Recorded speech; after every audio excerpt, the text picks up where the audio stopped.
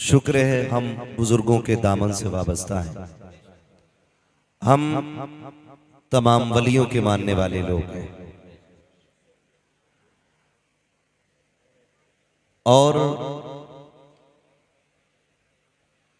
हम ये जानते हैं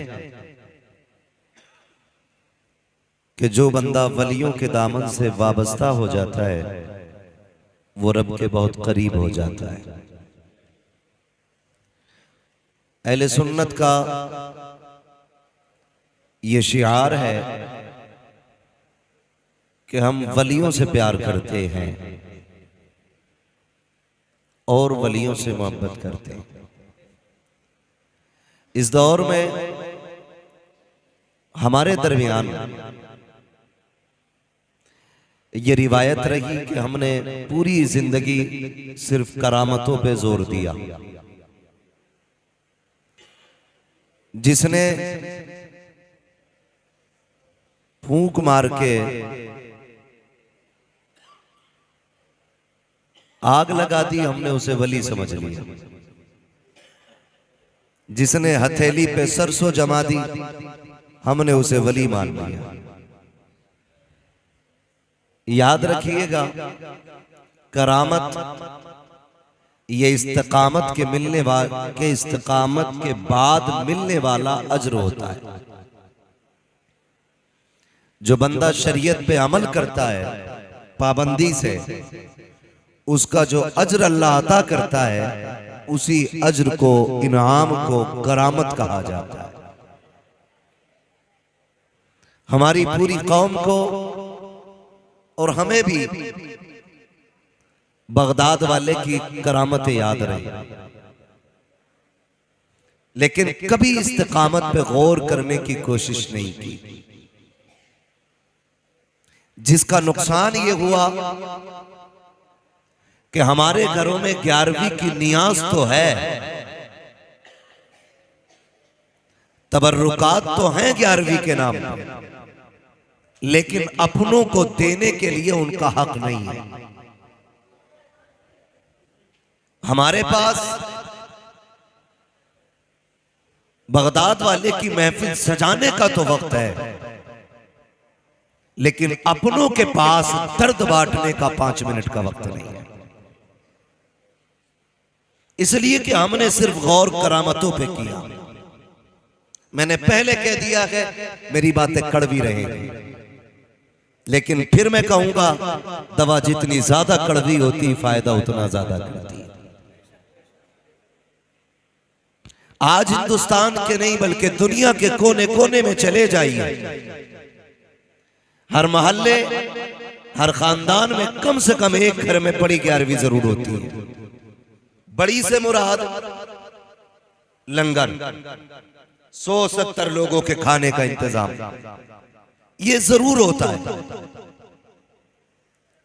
मगर दिल कब रोता है, दर्द कब होता है, तकलीफ तब होती है कि जब बंदा 11वीं के 11 भगोने बना करके दूर के बंदों को तो खिला दे और अपने सगे भाई के लिए उसके दस्तरखान पे एक लुकमा ना हो, तो फिर हमें ये 11वीं समझ में नहीं आया करती।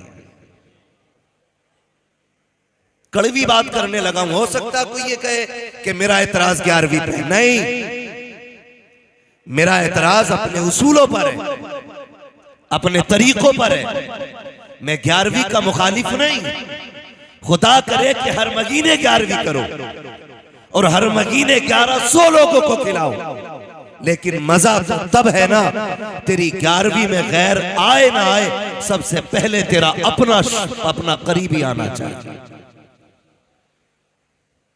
हम दुनिया देख रहे हैं, बहुत कम उम्र में मुदस्सिर भाई हम लोगों ने, खास करके स्टेज वाले लोगों ने बहुत कुछ देख लिया। एक जगह बैठे आके साहिब खाना ने कहा, हुजूर दुआ करें, 20 साल से 11वीं चल रही है और 11 दिन लंगर चलाता हूं। 11 दिन। मैंने कहा बड़ी अच्छी बात है, 11 दिन नहीं, खुदा करे पूरा महीना लंगर चले। और हम तो सुन्नी बरेलवी लोग हैं, हमारा तो नजरिया ही है, हम तो पलते ही लंगर पे। हम तो खुल के कहते हैं तेरे टुकड़ों पे पले, गैर की ठोकर पे न डाल, झिड़कियां खाए कहां छोड़ के सदका तेरा। कहने लगा जी लंगर चल रहा है और 11 दिन लोग खाते। मैंने कहा बड़ी अच्छी बात है। वो उठ के नहीं गया, इतना पड़ोसी आ गया। पड़ोसी भी कतई फ्री रहते। अगर कोई अच्छाई करे उसकी बुराई करने के लिए पड़ोसी कतई जूते पहने रहता है। जैसी वो उठ के गया उसके साथ पड़ोसी आके बैठ गया। ये क्या कह रहा था? मैंने कुछ नहीं बता रहा था, 11 दिन से लंगर चल रहा है। मैं आपसे इतनी गुजारिश करूंगा, खुदारा दूसरे को देखने से पहले सिर्फ अपने आप को देखें। हम जो लगे ना, हर बंदा दूसरे की सलाह में लगा, अपना देख ही नहीं रहा। कह रहा इमाम साहब ऐसा लग रहा है मुझे छोटी बड़ी हो गई और अपनी दाढ़ी जब से पैदा हुआ वो संभाला, आज तक बाल ही नहीं देखे अपने चेहरे पे। ये कंडीशन है हमारी। ओ भाई मेरा हिसाब इनको नहीं देना है, तुम्हारा हिसाब मुझे नहीं देना है, इन उलमा का हिसाब तुम्हें नहीं देना है। तुम अपनी कब्र में लेटोगे, हम अपनी कब्र में लेटेंगे। फिक्र ये मत कर मौलवी का क्या बनेगा, फिक्र ये कर मेरा क्या बनेगा। कब्र में जाकर के हिसाब देना है। अपनी अपनी तैयारियां सारे करें। पड़ोसी बड़ी जल्दी कूद के आ जाते हैं, आग बुझाने नहीं आग लगाने। वो शायद गजल का शेर है, लेकिन बात सच्ची कही थी जिसने भी कही थी। कहा था लकड़ी के मकानों में चिरागों को न रखिए, अब आग बुझाने को पड़ोसी नहीं आते। ये बात बड़ी सच्ची किसी ने कही थी, बहुत अच्छी बात कही। ये हालात है हमारे, और इसका नुकसान जानते हो। फर्ज करें ये लगती हुई आग और सुलगती हुई चिंगारी है। रिश्ते वाले आते हैं ना, रिश्ते वाले किसी की लड़की देखने,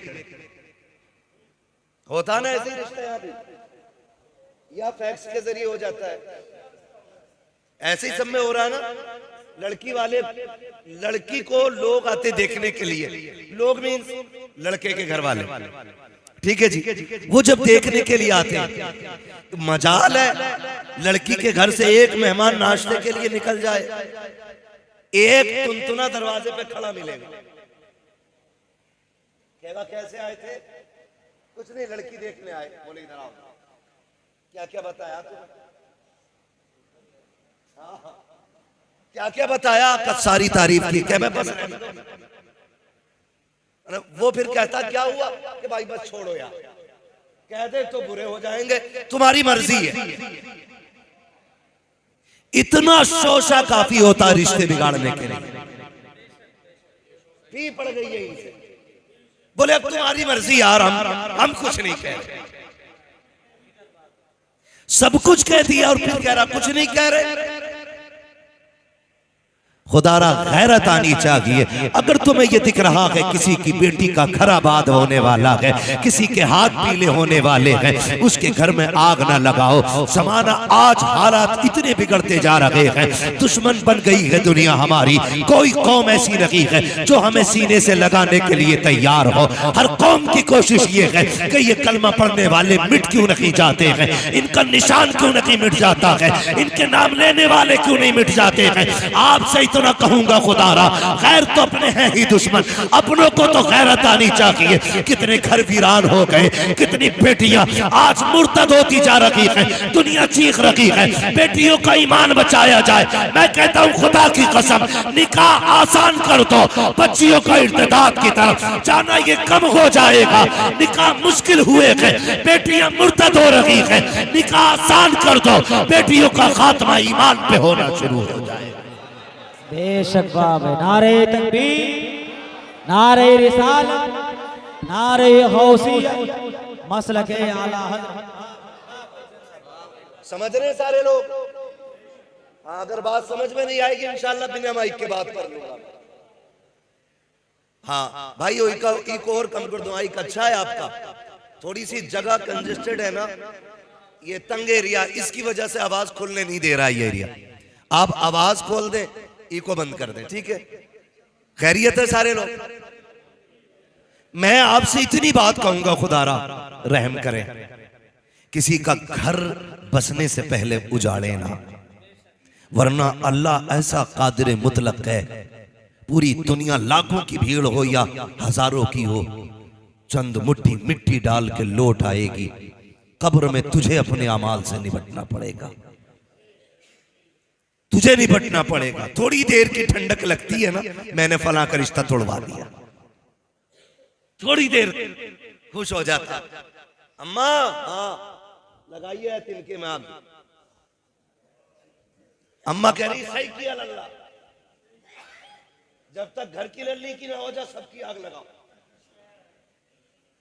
मगर याद रखिएगा, ये दुनिया जैसी करनी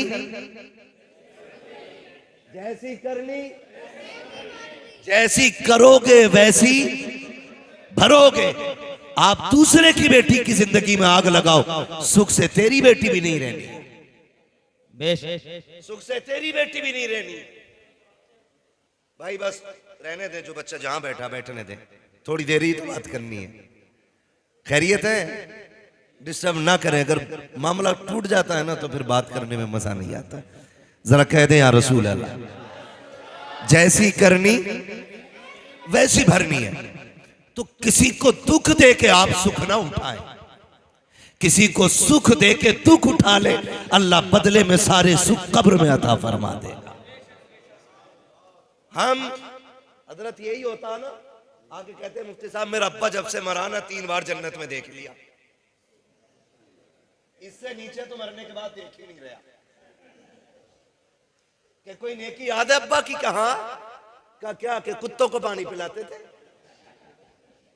अच्छी बात है जानवरों को खिलाना पिलाना, लेकिन वो अमल क्यों भूल गए जो सगे भाई के मुंह से हाथ डाल करके निवाला छीन लिया था।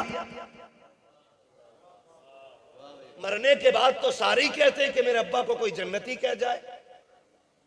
बड़े से बड़ा अल्लामा भी जन्नती होने का सर्टिफिकेट नहीं देगा। जन्नत में कौन जाएगा ये रब जानता है, रब जानता है। किसी के कहने से राजी ना हो, अपने अमल से राजी होने की कोशिश करें। तो रिश्ता करने के लिए लोग आते, आग लगाती जाती है। अभी कुछ दिन पहले की बात है, गलत नहीं है ये, डरो अल्लाह से। आज इनके आगे बेटी है, कल मेरे आगे भी आनी है, परसों आपके आगे भी आनी है। क्यों ना सबकी बेटी को अपनी बेटी की तरह देखो? क्यों नहीं देखते हो? बात बात में आग लगा देते। कितने घर उजड़ गए, कितने बापों ने आत्महत्या कर ली। किसी ने सोचा अमीर एसी में सो रहा है, मतलब ही नहीं है। गरीब मर गया ट्रेन के आगे कूद के, कह रहा हमारा क्या, हिसाब वो देगा। नहीं बेटे, हिसाब तुझे भी देना पड़ेगा। वो मरा है, गलत की आत्महत्या की, उसने खुदकुशी की, गलत है, लेकिन हिसाब तुझे भी देना है। आप कहेंगे मुझे कैसे? मैंने कहा बता वो क्यों मरा, फिर तहकीक कीजिएगा।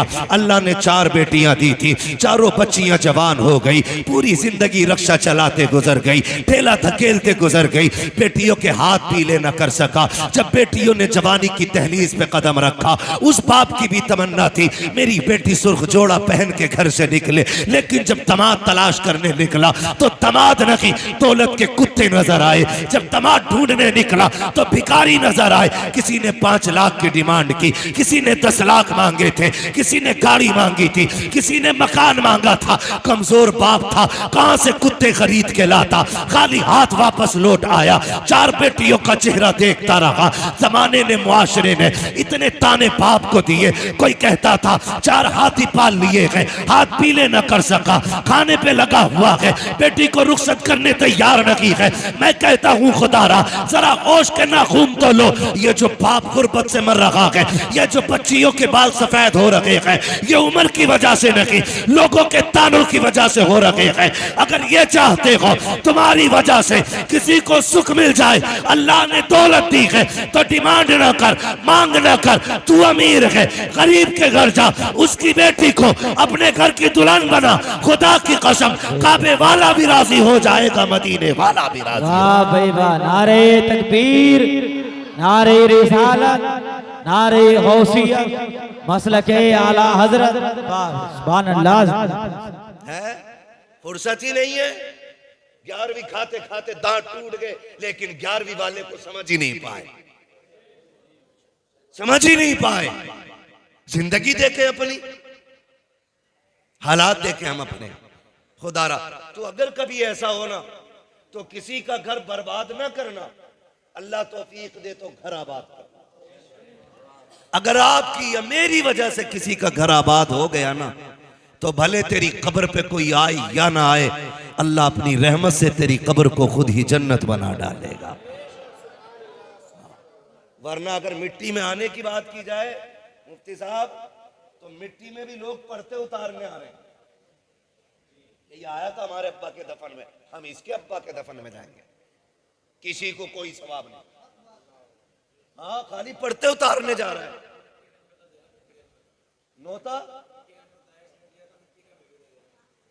अस्तगफिरुल्लाह। मुफ्ती साहब बता रहे मिट्टी का भी अब नोता चला रखा है।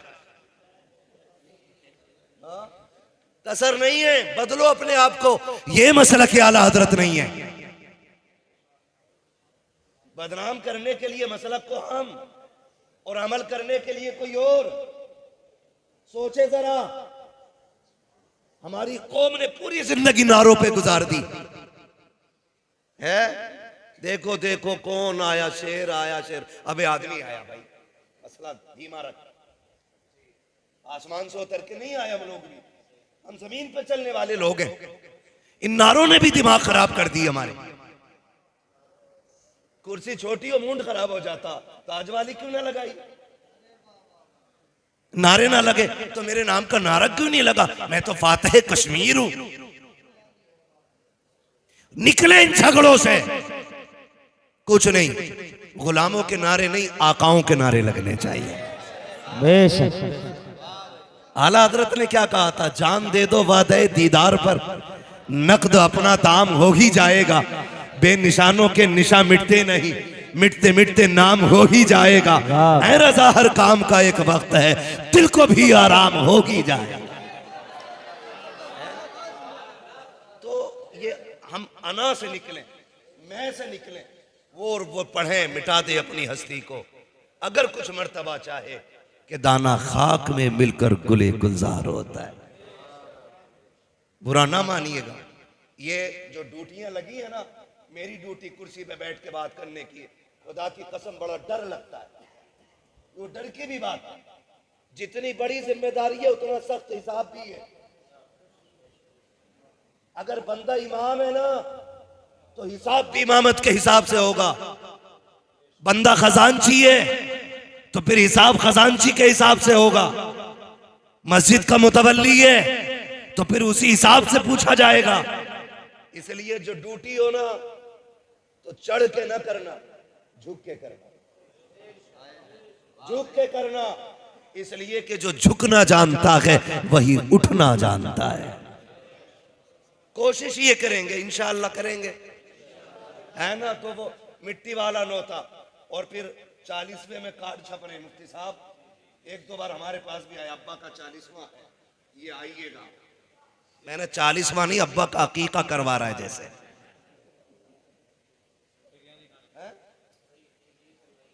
बिरयानी खाने, जहां का जो स्पेशल खाना है लोग वही खाने के लिए चल देते। माफ कीजिएगा,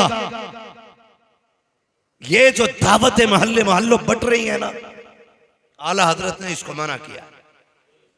ये मसला क्या आला हजरत? मैयतों की रोटी खाना आला हजरत का मसलक नहीं। इसकी वजह से आला हजरत को बदनाम किया जा रहा है।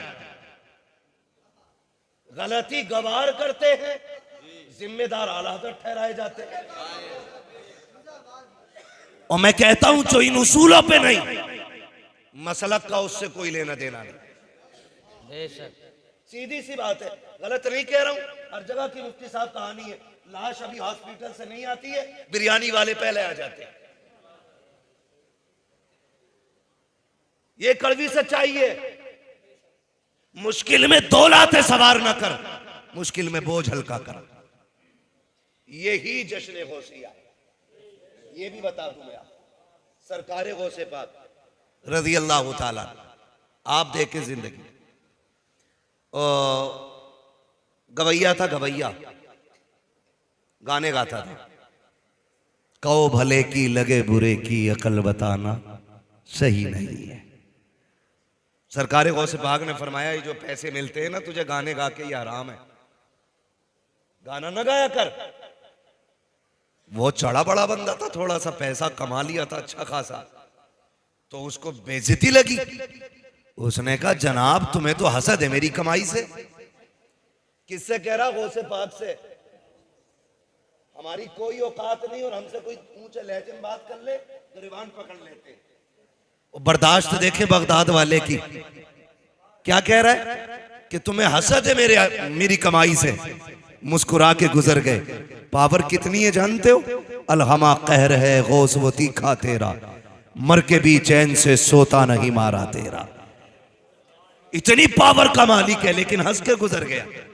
समझाते रहे लेकिन उसने मान के ही नहीं। लेकिन याद रखें, कभी के दिन बड़े और कभी की रातें बड़ी। न सुख हमेशा रहने हैं न दुख हमेशा रहने हैं। बड़े बड़े खतीब आए आकर के चले गए। हमारी हुकूमत का सिक्का नहीं चलना है। हुए नाम वर बेनिशां कैसे कैसे, जमी खा गई आसमां कैसे कैसे। बड़े बड़े आए और मिट्टी के अंदर चले गए। कोई नहीं रहना है, कोई नहीं रहना है। उसने कहा जी आप अपना काम करो। बगदाद वाला समझाता रहा, वो माना नहीं। फिर औलाद भी बड़ी मतलबी है। जब तक अब्बा कमा के देता तो फिर अब्बा की जूतियों में भी सोना नजर आता है, और जिस दिन अब्बा की कमाई बंद हो जाती है फिर उसकी खांसी से नफरत होती है। ये जो जितनी बातें हैं ना, ये अलग अलग एक घंटे की बातें हैं, लेकिन मैं वहीं जाऊंगा जहां मुझे जाना है। बात समेटने लगा हूं। थके तो नहीं अभी आप लोग? बात समझ में भी आ रही है? टेंशन ना लेना, मैं फ्री जन्नत बांटने नहीं आया, और मैं बांट भी नहीं सकता क्योंकि मेरे बाप की नहीं है, जन्नत रसूल पाक की है। आला हजरत ने कहा तुझसे और जन्नत से क्या मतलब, वहां भी दूर हो, हम रसूलुल्लाह के जन्नत। जन्नत अरे आप भी पढ़ लिया करो अल्लाह के बंदो। जन्नत रसूलुल्लाह की। सरकार गौसे पाक समझाते रहे, माना नहीं। कुछ दिन तक चलाओ जोर, फिर बुढ़ापा आया, आवाज ने साथ छोड़ा, सांसें वक्त बेवक्त टूटने लगी, लहजों का मजा खत्म हो गया, लोगों ने सुनना बंद कर दिया। जब सुनना बंद तो इनकम बंद, जब इनकम बंद तो घर के अंदर इज्जत बंद। जो बेटे कल तक ताज समझते थे बाप को, उन्होंने ठुकरा दिया। अब बगदाद वाले का मुखालिफ था, इसलिए बगदाद वालों को खुद ही नफरत थी कि जब ये हमारे गौसे पाक को नहीं मानता तो हम इसे क्यों माने। इसलिए सारा शहर नफरत करता था। बहुत गौर से सुनिएगा, सारा शहर नफरत करता था। यहां तक कि इतने बुरे दिन आ गए, कपड़ों पे मक्खियां बैठने लगी, कोई मुंह लगाने तैयार नहीं। उसने सोचा अगर मर गया इस कंडीशन में कोई कंधा भी नहीं देगा, कहीं सड़ ना जाऊं, चलो कब्रिस्तान जाके बैठ लेते। अगर कोई कंधा ना भी देगा रह तो कब्रिस्तान में ही जाएंगे। ये सोच के वो कब्रिस्तान जाके बैठ गया। ठीक है जी, कब्रिस्तान जाके बैठ गया। बदन पे मक्खियां, कपड़े मैले, दीवाने बीमारों की तरह एक जगह कोने में बैठा हुआ है। इत्तेफाक से उस रास्ते से गुजर सरकारे गौसे पाक का हो जाता है। जब उस गली से गौसे पाक गुजरे हैं, आपने चेहरा मोड़ के जब देखा, उसके कमर पे नजर पड़ी, समझ जाते हैं ये तो वही गवैया लग रहा है जिसने पूरी जिंदगी मेरी मुखालफत की है, लेकिन आज इसका बैठना बता रहा है कि हालात बिगड़ गए हैं, अपनों ने साथ छोड़ दिया है। ये सोच करके आप अपनी दरसगाह में आए, आकर के दरसगाह में में बैठे कोसे पाक को याद रखिएगा। छल्ला पहनने वाला पीर नहीं है, चुटिया रखने वाला पीर नहीं है, अनपढ़ पीर नहीं है। वो है जो दरसगाह में बैठता है तो अपने वक्त का मुहद्दिस नजर आता है, कुरान खोल लेता है तो मुफस्सिर नजर आता है, अपने वक्त का सबसे बड़ा फकीह दिखाई देता है, जिसको दुनिया अब्दुल कादिर जिलानी कहती है। बड़ा पीर ही नहीं, बड़ा आलिम भी है। दरसगाह में बैठे शागिर्द को बुलाया, उठा करके सोने के सिक्कों की थैली दी, कहा जाओ कब्रिस्तान चले जाओ। एक दीवाना बैठा है, जाके उसकी गोद में थैली रख देना। जब वो लेकर के चला है, आप फरमाते ठहर तो सही, अगर वो तुझसे ये पूछे किसने दी है तो नाम मत बता देना, इसलिए कि वो मुझे मानता नहीं है। हो सकता है मेरा नाम सुन करके मेरा दिया हुआ तोहफा लौटा दे। अल्लाह अकबर पूछना चाहता हूँ, उस वक्त का पैसा सोने का होता था, आज का पैसा कागज का होता है। ये देते हुए वीडियो बनती है, वो देते हुए नाम छुपाया जा रहा है। का नाम ना बता देना, कहीं शर्मिंदा ना हो जाए। जा अगर पूछे किसने दिया है तो नाम ना बताना। शागिर्द आया, गोद में सोने के सिक्कों की थैली रखी, रखने के बाद जाने लगा। फकीर ने हाथ थाम लिया, कहा यार बता तो सही। पूरे शहर ने चेहरा फेर लिया है, कौन है जिसने मुझे सीने से लगाने की कोशिश की है, कौन है जिसको मेरे हाल पे तरस आया है। उसने कहा जनाब मुझे देने का हुक्म था, बताने की इजाजत नहीं थी। ये कह के जब चला, उसने भी थैली उठाई है, कमर के पीछे लगाई है, पीछे पीछे चला, कहीं तो जाएगा ये। वो आने वाला आया, गौसे पाक के मदरसे के दरवाजे पे ठहर गया। जब वो ठहरे देखा, वो भी जाके अंदर दरवाजे पे खड़ा हो जाता है। बगदाद वाले ने उसको देखा, उसकी आंख में आंसू थे। आप दरसगाह छोड़ देते हैं, उठ के उसके पास जा रहे हैं जिसने पूरी जिंदगी मुखालफत की थी, पूरी जिंदगी गालियां दी थी। कंधे पे हाथ रखा, यार क्या बात है, क्या इससे गुजारा नहीं हो पाएगा? चीख निकल गई। उसने कहा बात गुजारे की नहीं है, ख्याल आ रहा है। मैं समझ गया था कि इस पूरे शहर के अंदर कोई और नहीं हो सकता, ये मुस्तफा का शहजादा ही हो सकता है जिसने दुश्मन पे भी करम किया है। कहा ये सोच करके यहाँ तक आ गया हूँ। उसने थैली कदमों में रखी, कहा बगदाद वाले बता तो सही, पूरी जिंदगी तेरी बातों को ठुकराता रहा, पूरी जिंदगी तुझे झुठलाता रहा, आज दुनिया ने ठुकराया है, तब तूने सीने से लगाया है। मैं पूछना चाहता हूँ क्या आज तेरी बात मान लो तो खुदा राजी होगा कि नहीं? बगदाद वाले ने मुस्कुरा के कहा था नादान परेशान क्यों होता है, गुस्ल करके तौबा करना ये तेरा काम है, तुझे वली बना देना अब्दुल कादिर जिलानी का काम। नारे तकबीर, नारे रिसालत, नारे गौसियत, मसलके आला हजरत, फैजाने गौसे आजम। सुभान अल्लाह।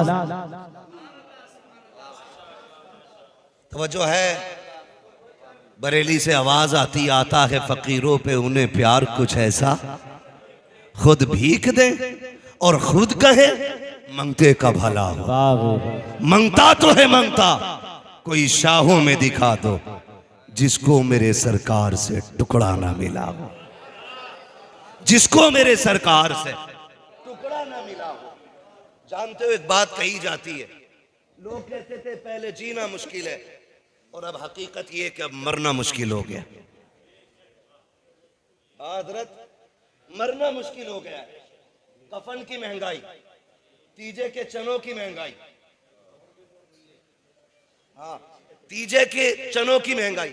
जानते कितने में कलमे की तादाद मुकर्रर हो रही है, ये आप अपने आलिम से पूछें। लेकिन ये आलिम से नहीं पूछते, ये मुखिया से पूछते हैं कितने पूरे हो जाएंगे। मुखिया कह रहे आप पिछले बार एक मुट्ठी मिले थे, 35 किलो आए थे, अब 70 कर लो, क्योंकि हजरत वो भी बच्चे चनों पे पालना चाह रहे हैं।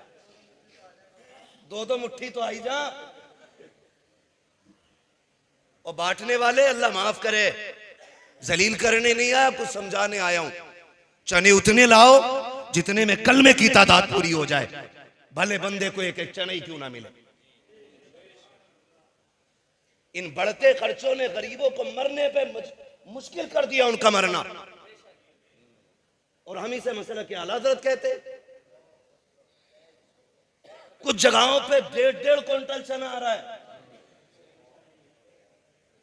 और जिसके घर पे बच्चों को खिलाने के लिए 2 किलो आटा ना हो, वो 1.5 किलो चने कहां से लाएगा? 1.5 क्विंटल। लेकिन मुआशरे के चलन ने ना इतना मजबूर कर दिया है कि बेवा भले जेवर बेचे, लेकिन शोहर के 40वें में 1.5 क्विंटल चने मंगाने पड़ेंगे। इसे मसलक कहते हैं हम लोग? नहीं, ये मसलक के आड़ में गुंडागर्दी कर रहे हैं हम लोग। जिसे बुरा लगे उठ के चला जाए। चापलूसी करने की आदत मेरी नहीं है।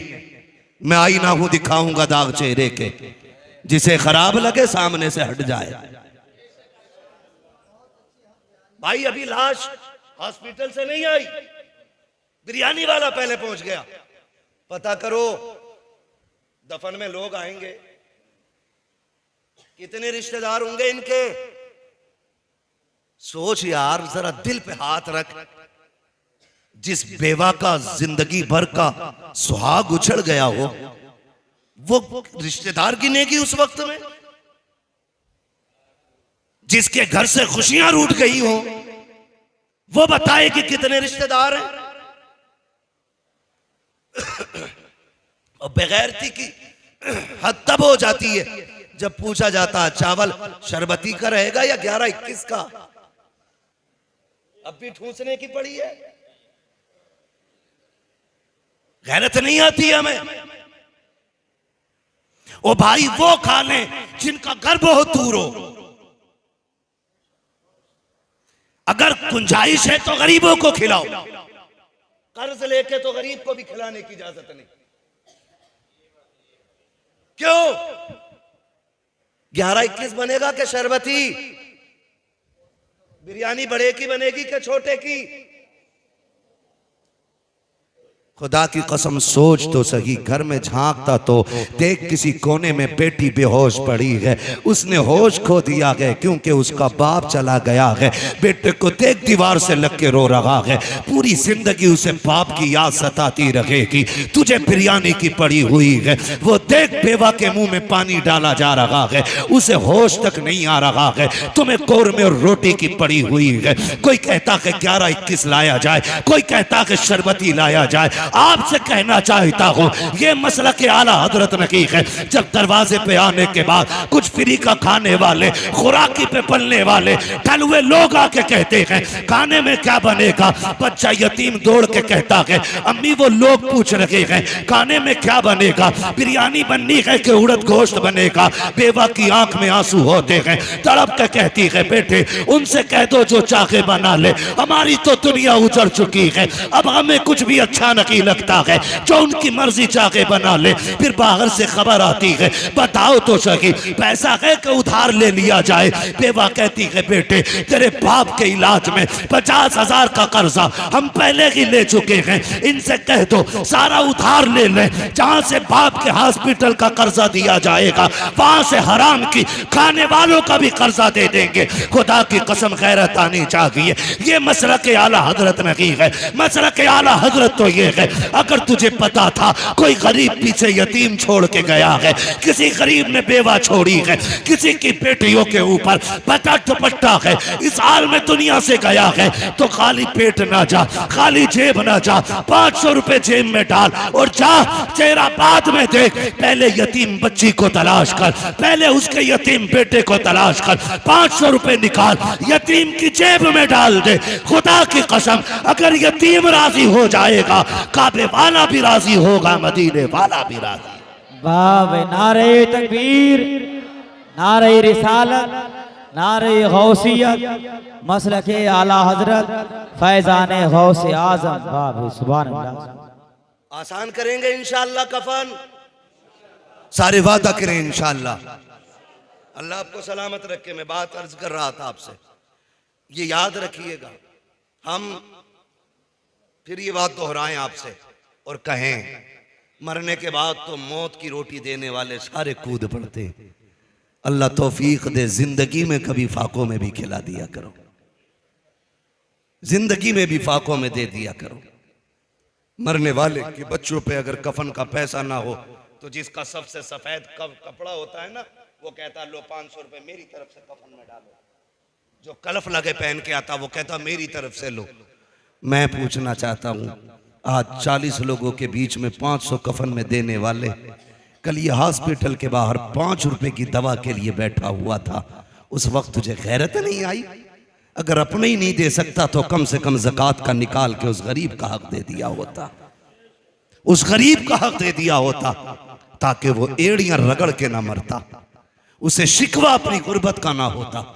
लेकिन हम तो इतने गए गुजरे लोग हैं, खुदा की कसम हम जिंदों को खिलाने तैयार नहीं और मुर्दों की कब्र पे चढ़ाने के लिए तैयार रहते। बदलें अपने रवैये, ये बगदाद वाले का उसूल नहीं है। आप 11वीं करें, अल्लाह तौफीक दे तो हर महीने करें, बड़ी बरकत की बात है 11वीं शरीफ करना। लेकिन मजा तब है प्रधान मुखिया विधायक मंत्री बाद में आए, तेरे दस्तरखान पे तेरा बाप पहले आना चाहिए, तेरा भाई पहले आना चाहिए। तो वो उसने क्या कहा, याद है ना वो कोने से जो निकल के आया था, कि क्या कह रहा था, ये बल्कि ये कह रहा था 11 दिन से लंगर चल रहा है। हाँ 11 दिन से लंगर चल रहा है। कहने लगा इससे ये तो पूछ लो इसका बाप भी आया कि नहीं 11 दिन से। मैंने बाद में पूछा, भाई मैंने कहा फिर माशाल्लाह जब 11 दिन से दुनिया को लंगर खिला रहे हो तो रिश्तेदार तो सारे यही होंगे। उसने कहा रिश्तेदार क्या, बस सारे ही बुरे लोग हैं, सब लोग बुरे। क्यों कि मुझसे कोई रखना ही नहीं चाहता। किसी एक से एक की बिगड़ी हो ना तो समझ में आता ये खराब है, एक से सबकी बिगड़ जाए तो सारी खराब तो नहीं हो सकते ना। वो एक खराब होगा जिससे सारे बिगाड़े बैठे, वो सबको ही बुरा कह रहा है। तो क्या फायदा ऐसी 11वीं का, जिस भगोने की आड़ में तू बाप को, भाई को, खानदान को, परिवार को, सबको बुरा कह जाए। अपनों को बुरा कहना ये 11वीं वाले का नाम लेने वाले को शोभा नहीं देता है। 11वीं वाले का मतलब तो यही है ना, अपने तो बहुत बड़ी बात है, तुम्हारे सामने गैर भी जलील और रुसवा नहीं होना चाहिए, गैर भी जलील और रुसवा नहीं होना चाहिए। यही मसला के आला हज़रत है। आज 11वीं शरीफ की महफिल सजी है, अल्लाह आप सबको सलामत रखे। मुफ्तियान कराम जिम्मेदार उलमा तशरीफ फरमाए।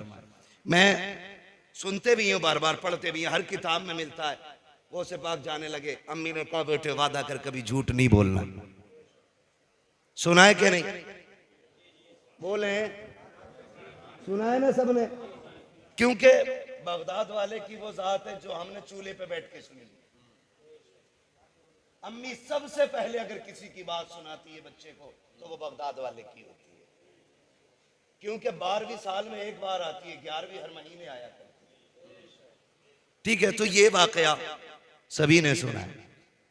माँ ने क्या कहा, बेटे झूठ नहीं बोलना। कौन कह रही है? वो जिसने कभी अपनी जबान से कभी जुमला गलत बोला ही नहीं। वो कह रही है जिसने कभी जिंदगी में गैर महरम को देखा ही नहीं। वो कह रही है जिन्होंने अपनी जबान से खिलाफ शरा कोई जुमला नहीं बोला। वो कह रही है जिसने शरीयत की हदें पार नहीं की। और किससे कह रही है? उससे कह रही जो आलम अरवाह में भी वली है, मां के शिकम में भी वली है, जो पैदा हुआ तब भी वली, जो कमालात मुस्तफा और जमाले मुस्तफा का मजहर है। कमाल यह है कि मेरे नबी तशरीफ लाए आते ही सजदा किया, गौसे पाक तशरीफ लाए आते ही रोजा रखा,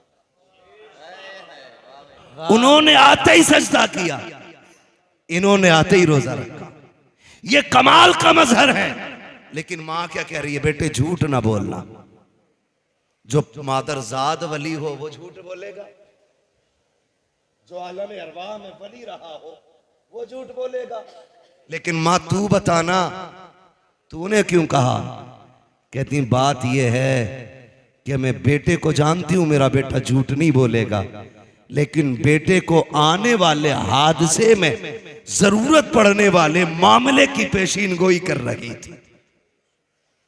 यानी कि अम्मी देख रही थी कि मेरा बेटा जाएगा, डाकू लूटेंगे, इनसे सवाल होगा पैसे किधर है।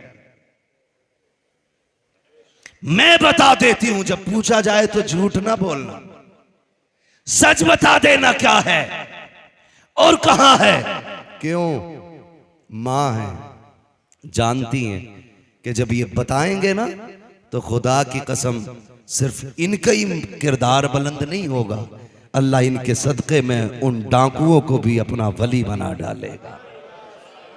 मैं रुक के एक बात कहूं, बगदाद वाले की अम्मी कहती है झूठ ना बोलना। हम अपने बच्चे को 10 रुपए दें, 5 की भिंडी, 3 का धनिया, 2 का नींबू लेके आ, वो 10 का सामान ले जाता, 10 रुपए फिर वापस। अम्मी ये रहा सामान और ये रहे तुम्हारे 10 रुपए। अम्मी कहती कैसे? तो कहती अम्मी मैं बस यूं नजर बची निकल आया। अम्मा कहती है मेरा पप्पू कितना होशियार निकला। हाँ, प्यार में बचपन में यही बोला जाए, गुड्डू कितना अच्छा है। कहती सुनो तरीफान, ये जो मेरा लाल है होशियार हो गया, उम्र 6 साल की है, काम 50 साल वाला कराया। का 10 रुपए लेके गया था, सौदा भी ले आया, पैसे भी ले आया। तो वो भी कहती बड़ा होशियार है तुम्हारा मुन्ना। ये मुन्ना नहीं, अब आगे चल के डाकू बनेगा। यही गलती हम करते हैं। बगदाद वाले की मां अपने वली बेटे को तालीम देती है, झूठ मत बोलना। यहां चुगलखोर अम्मा बदचलन बेटे को समझाने तैयार नहीं। शर्म आनी चाहिए, रवैये ये होने चाहिए। हमारा बेटा पहले दिन 1 रुपया किसी का फालतू लाया था, अम्मा कान पकड़ के कहती बेटे हम हुजूर के उम्मती हैं, हमारे नबी ने 1 दाना हराम का हम पे हराम किया है, हम फाका रहेंगे लेकिन हराम का किसी का 1 दाना नहीं खाएंगे। जब आप बच्चे को बचपन में ये तालीम देते ना, तो खुदा की कसम बेटा आपका होता, कौम के लिए वही सलाहुद्दीन अय्यूबी बन जाता, वही मोहम्मद बिन कासिम बन जाता, वही कौम का सरमाया बन जाता, वो डाकू ना बनता। जब 25 साल की उम्र में पकड़ा जाता है ना जेब काटता हुआ, कहते हैं मौलाना पहली बार गया था और पहली बार फंस गया, दुआ कर दो निकल गया। तो मुझे हजरत उमर याद आते हैं। चोर पकड़ा गया हजरत उमर के दौरे खिलाफत में, फरमाया हाथ काटो इसके। उसने कहा उमर माफ कर दें, पहली बार चोरी की है। फरमाया अब झूठ की सजा कोड़े भी लगाओ। उसने कहा हुजूर झूठ क्या बोला? कहा तू ये कह रहा है पहली बार चोरी की है। तो फरमाने लगे हाँ यही तो झूठ है। कहा कैसे? कहने लगे नादान, रब इतना करीम है, बंदा पहली बार गुनाह करे तो वो बंदे को कभी खुलने ही नहीं देता है। तू जो ये कह रहा पहली बार चोरी की है, तू ये झूठ बोल रहा है कि रब ने तुझे माफ ना किया हो। अम्मा कह रही है, अब्बा कह रहा, पहली बार फंसा घर का लल्ला, मान ही नहीं सकते। पहली बार में तो रब बचा देता है, रब बचा देता है, इसलिए कि रब अपने बंदे पे 70 माँ बाप से ज्यादा मेहरबान। और एक माँ कितनी मेहरबान होती है। इंसान तो छोड़ो, कुछ दिन पहले सोशल मीडिया पे एक वीडियो हिरन का देखा था कि जिसमें एक मगरमच्छ या भेड़िया जो भी था पानी में पीछा कर रहा था हिरन के बच्चे का। जब बच्चा मगरमच्छ से थोड़े से फासले पर रह गया ना, तो हिरन दौड़ के आके बच्चे और मगरमच्छ के बीच में खड़ा हो गया। गोया उसने अपने आप को मगरमच्छ का शिकार बना दिया, इसलिए कि मैं मर जाऊं मेरा बच्चा बच जाए। बता, अगर जानवर के दिल में बच्चे का इतना प्यार है तो फिर हव्वा की बेटी के दिल में अपने लाल का कितना प्यार रखा होगा। कोई अंदाजा नहीं लगा सकता है, कोई अंदाजा नहीं लगा सकता है। बगदाद वाले को डाकुओं ने रोका, कहा था 40 थे, हाँ दिखाओ। उधेड़ो सिलाई, सिलाई उधेड़ी, खन खन गिरे, आंखें फैल गई। बच्चे इतना बड़ा नुकसान कर लिया, इतना बड़ा नुकसान क्या हुआ? का झूठ बोल देता ना तो ये 40 सिक्के बच जाते। आप कहते हैं झूठ बोल के 40 सिक्के तो बच जाते, लेकिन माँ से किया हुआ वादा तो टूट जाता ना। कहते हैं अब्दुल कादिर 40 सिक्के नहीं 40,000 सिक्कों को आग लगा सकता है, लेकिन माँ से किए हुए वादे से कभी जबान नहीं फेर सकता है। मैं आपसे रुक के एक बात कहूं, सारे नौजवान बैठे हैं और यकीनन सारे ही माँ के जरिए दुनिया में आए हैं, कोई बिना माँ के तो नहीं आया ना। हम ऐसे मुंह क्यों देख रहे हैं कि आधे माँ के जरिए आए आधे आसमान से गिरे? सारी माँ के जरिए आए ना। क्या हम माँ के साथ उतनी वफादार हैं जितना बगदाद वाला वफादार है? सोचे जरा, वो माँ से किया हुआ वादा निभा रहे हैं और हम लोग अम्मा को कहते हैं बस अभी आया, वो कहती है रुक तो जा, हाथ झटक के कहती तुझे पता नहीं मेरा दोस्त चौक में खड़ा है। हमारा यार हमारे लिए अहम हो गया और मां की अहमियत खत्म हो गई। ये ना करें। मां बेवकूफ नहीं होती है, मां इतनी दानिश्वर होती है कि जिस बीमारी को डॉक्टर मशीन में डाल के आला लगा के ब्लड निकाल के चेक करके बताते ना, मां चेहरा देख के बेटे की वो बीमारी पकड़ लेती है। इसे मां कहते हैं और हम उसे कहते हैं मेरी मां तो पगली है। उसे बेवकूफ बनाने में कितनी देर लगती है? यार कहते यार तू इतनी रात में जा रहा है, गेट खुला होगा, अम्मी डांटेगी नहीं? अरे छोड़ यार, उसे क्या पता, उसे बेवकूफ बनाने में कितनी देर लगती है। नादान कभी माँ बाप के लिए ये जुमला ना बोलना कि उसे बेवकूफ बनाने में देर नहीं लगती है। खुदा की कसम वो तुझसे नहीं, तेरे जैसे 70 लालों से ज्यादा दिमाग रखती है, तुझसे ज्यादा शऊर रखती है, तुझसे ज्यादा होश उसके पास है। तुझे क्या लगता है अगर तेरी गलती पे नजर डाल के वो नजर फेर लेती है तो मतलब ये नहीं है वो जानती नहीं है। नहीं, खुदा की कसम वो अपने सामने भी बेटे को रुसवा होना, रुसवा करना, जलील करना नहीं चाहती है। वो ये चाहती है जैसे मेरा लाल आज मेरे सामने खुश रहता है वैसे ही मेरा लाल हमेशा मेरे सामने मुस्कुराता रहे। बेशक जिंदाबाद, सुभान अल्लाह, सुभान। हम उसे बेवकूफी का नाम दे देते, ऐसा ना करना। यहां तो रखो एक सीधी सी बात जानते हैं, कोई भी पीर तुम्हें 40 नहीं 80 दिन बुला के माँ बाप की मर्जी के बगैर चिल्ले नहीं चिल्ले कटवा दे तो तुम गधे तो बन सकते हो, वली नहीं बन सकते हो। हाँ, इसलिए कि विलायत में सबसे अहम किरदार मां का होता है। अगर मां ना चाहे तो बेटा वली नहीं बन सकता है, और मां चाह ले तो किसान बेटा भी वली बन जाया करता है। किसान बेटा भी वली बन जाया करता है।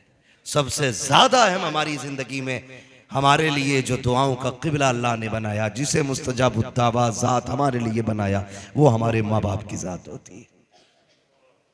माँ बाप की ज़ात होती है। कोशिश ये करें हम अपने माँ बाप से दुआएं लें, हम अपने माँ बाप से दुआएं लें। पीर साहब कह रहे हैं ना 40 जुम्मरातें अगरबत्ती लगानी है, तो बारिश कितनी भी है ना, सैलाब आया तो लेकर पहन के जा रहे अगरबत्ती लगा, अर्ज खुल गए अगरबत्ती लगेगी। क्यों? हजूर ने कहा खजूर भी कूटा जाएगा और ये खजूर भी कूटा जाएगा। बरकत नहीं हो रही, कह रहा 40 दिन झाड़ू लगा दे, यहाँ बरकत हो जाएगी। अल्लाह तू नहीं है भाई, रज़ाक अल्लाह है, रोजी तेरे कंट्रोल में नहीं है। तू 40 नहीं 40 साल लगवा ले, झाड़ू मिलना कुछ नहीं है। सिर्फ ये कह दे 40 नमाजें बाजमात मस्जिद में पढ़, अल्लाह तेरे रिस्क में बरकतें अता फरमा देगा। है ना? अकीदे बड़े कमजोर हमारे, इतने कमजोर। 40 दिन अगरबत्ती लगा लेंगे, 20 दिन 20 जुम्मराते जाके चराग जला लेंगे। 20 मिनट माँ बाप को नहीं दे सकते हम लोग, 20 मिनट माँ की खिदमत नहीं कर सकते। जाओ, गारंटी है मेरी, दुनिया घूम के आ जाओ, अगर माँ बाप नाराज हैं कुछ नहीं मिल सकता है। अगर मिला हो तो बता दो, ना मिलने की मिसाल मैं तुम्हें बायजीद बुस्तामी की बताऊं। खुदा की कसम, इतना बड़ा वली है, इतना बड़ा वली। किसी ने कहा हुजूर बताइए आपको विलायत कैसे मिली? आप कहते हैं किसी को विलायत सजदों से मिलती है, किसी को कयाम से मिलती है, किसी को सदकों से मिलती है, किसी को जगहों से मिलती है। मुझको जो विलायत मिली है ये मेरी माँ के दुआओं के सदके में अता की गई है। बायजीद बुस्तामी को माँ के सदके में दुआ मिली। खुदारा सबसे बड़ा पीर माँ बाप है। हाँ, अंधभक्तों से गुजारिश है, जाहिल पीरों के चक्कर में आके माँ बाप ना छोड़े, और जो माँ बाप छुड़वा दे वो पीर नहीं, वो पैर है, वो है ही नहीं पीर।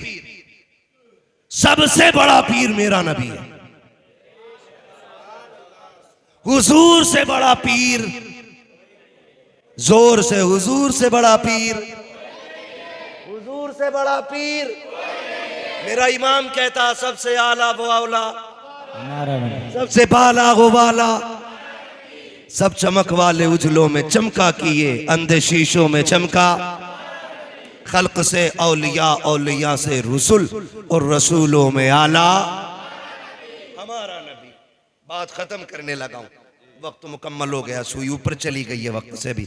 मुझे इन उलमा के वक्त का भी ख्याल है, आपके वक्त का भी ख्याल है, बस बात समेट लूं, सुन ले गौर से। सबसे बड़ा पीर,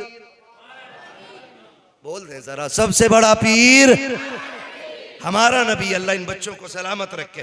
और कसम से जब बच्चों को महफिल में देखते हैं ना, कलेजा ठंडा होता, इसलिए कि ये सिर्फ आपके बेटे नहीं, ये इस्लाम का मुस्तकबिल है और आने वाले दीन का पिलर है ये। आज ये हुजूर की बातें सुन रहे हैं बचपन में, कल जलसों के सदर बनेंगे, कल मस्जिदों के सदर बनेंगे, कल मदरसों के सदर बनेंगे, कल इनकी सरपरस्ती में कहीं कुरान पढ़ाया जाएगा, कहीं हदीस पढ़ाई जाएगी, कहीं मदीने वाले की महफिल सजाई जाएगी।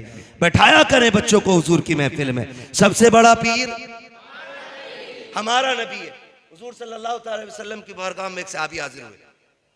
आका करीम फरमाते कैसे आए? कहा महबूब सुना है कि जो आप, जिससे आप राजी हो जाते हैं उससे खुदा राजी हो जाता है। मेरे नबी ने फरमाया जी। कहा बस आपकी खिदमत करके आपको राजी करने की कोशिश है। जब इतनी बात उस परदेसी ने कही ना, तो मेरे नबी ने अगला सवाल किया, घर में कोई है? कहा जी हाँ। कहा कौन? का बूढ़े माँ बाप है। कहा जब आया था तो उनको किस हाल में छोड़ा? उसने कहा जी मेरे माँ बाप का इकलौता हूं मैं, वो मुझे आने नहीं दे रहे थे, लेकिन जन्नत की तलब खींच लाई है। जब से मैंने ये सुना है जिससे आप राजी हो जाते हो उससे खुदा राजी हो जाता है, बस मुझे जन्नत की भूख यहां तक ले आई। महबूब कहते हैं जब घर से चला तो उनका क्या हाल था? कहा हुजूर मैंने उन्हें रोते हुए छोड़ा। कहा यहां क्या करने का इरादा? कहा तेरे साथ रह के तेरे कदमों पे जान देकर के जन्नती होने का इरादा है।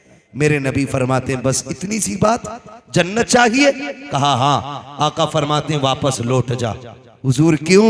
कहा जिनको रोता हुआ छोड़ आया है ना, उनको जाके हंसा दे, अल्लाह तुझे उनकी मुस्कुराहट के सदके में जन्नती बना देगा। मेरा नबी माँ बाप को मुस्कुराने की तालीम देता है, और तू माँ बाप को रोता हुआ छोड़ के अगरबत्ती लगवा रहा। ऐसे ही पीरों के देखना, ऊपर चादर चल रही होगी, नीचे लठिए चल रही होंगी। सही बता रहा हूं भाई मैं। और तुमसे गुजारिश है पीर परस्ती छोड़ो, खुदा परस्ती करो। पीर का काम खुदा तक पहुंचाना होता है, खुद तक नहीं। खुद तक पहुंचा रहा। मर्सिडीज से आ गया ना, अच्छा आइए आप क्यों आए, हम ही बुला लेते। और गरीब अंदर आ जाए, ए किससे पूछ के अंदर आया, बाहर बैठ, बारी का इंतजार कर। ऐसे लोगों के लात मार दो, इसलिए कि जिसके किरदार में मुस्तफा के किरदार की झलक दिखाई ना दे, वो पीर तो क्या के पैर बनाने के लायक नहीं। भाई नारे तकबीर, नारे रिसालत, नारे गौसियत, मसलके आला हजरत। वक्त खत्म हो गया है। दिल के पपोले जल उठे सीने के दाग से, इस घर को आग लग गई घर के चराग से। ना लाओ इन जाहिलों को पीर बना के, पीर बना के ना लाओ। यहां पे मयार जो मुरीद के कुर्ब का है ना, वो वजीफे नहीं है,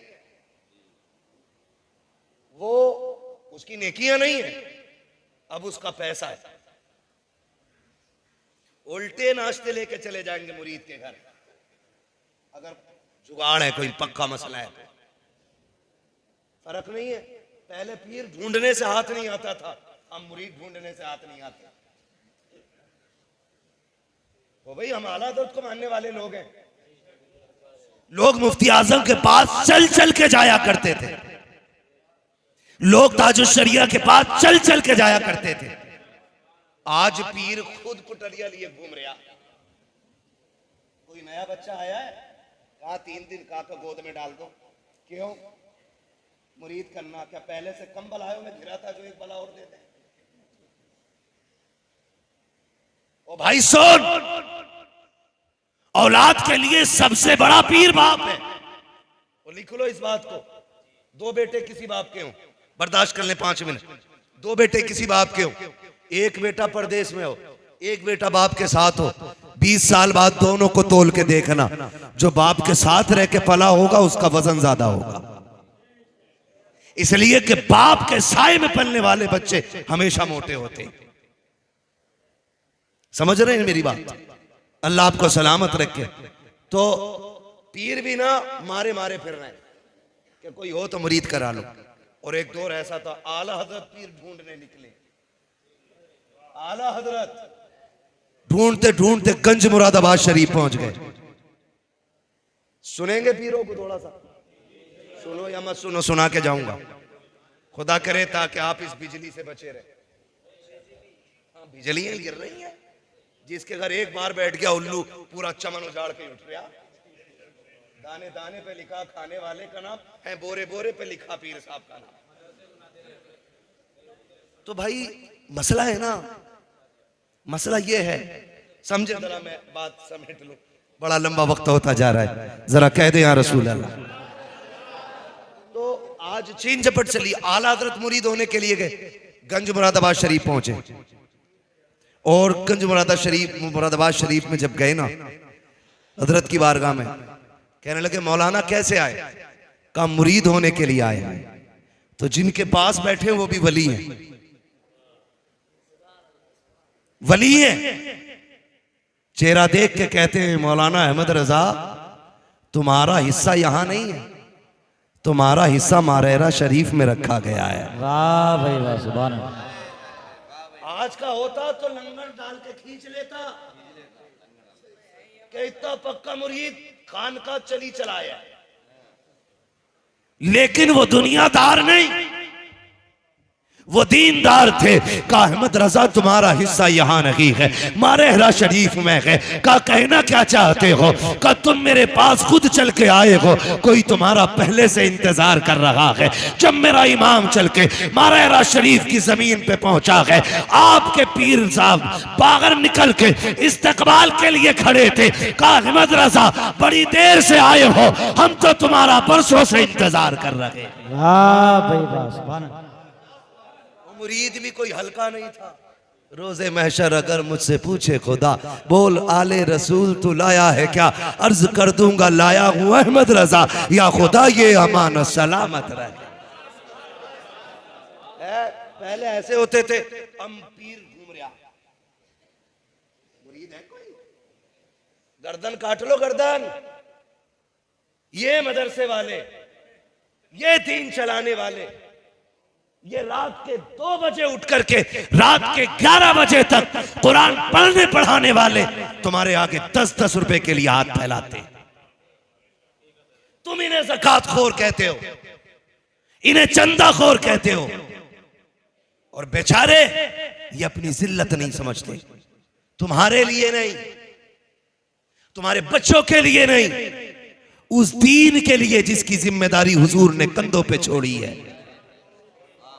तुम्हारे आगे हाथ भी फैलाते हैं, तुम्हारे ताने भी सुनते हैं, इसलिए कि अजर और बदला तुमसे नहीं, कयामत में हमें खुदा से लेना है। तुम्हारी लाख सुनने के बावजूद भी तुम्हारे दरवाजे पे आना नहीं छोड़ते। हमारी कौम, जिस कौम का सबसे बड़ा एहसान है, अगर ये मदरसों में ताले लगा देना, ताले, नमाज जनाजा पढ़ाने वाला नसीब नहीं होगा कोई। मस्जिद तो बड़ी बात है। इमाम को बाप की बपोती समझने वाले, बाप का नौकर समझने वाले औकात में रखें। ये मिंबर पे जो खड़े हैं ना, ये तेरे बाप का मुसल्ला नहीं, ये रसूल पाक का मुसल्ला है। और ये जो खड़ा है सिर्फ इमाम नहीं, मदीने वाले का वारिस है। और याद रखिएगा, आका अपने वारिस को भूला नहीं करते। अगर अच्छा करोगे हुजूर की दुआएं मिलेंगी, बुरा करोगे इनके साथ मुस्तफा की नाराजियां मिलेंगी। बेशक जिंदाबाद। नारे तकबीर, नारे रिसालत, नारे गौस। बस सुन ले, याद रखें, हजरत पहले से नजराने पीरों के होते थे। आप बहुत अच्छी जगह बैठे हैं, अल्लाह सलामत रखे।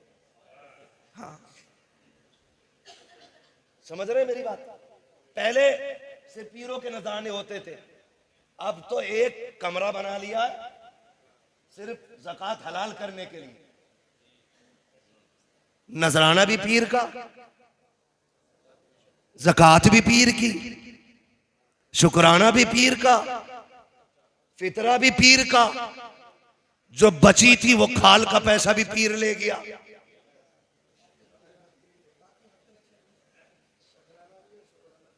शकराने और शुक्राने सारे ही उसको दे दिए। कुरान खाने की बारी आए तो मदरसा काम आए, कब्र पे अजान की बारी आई तो मदरसा काम आए, बाप को जन्नत दिलानी हो तो मदरसा काम आए।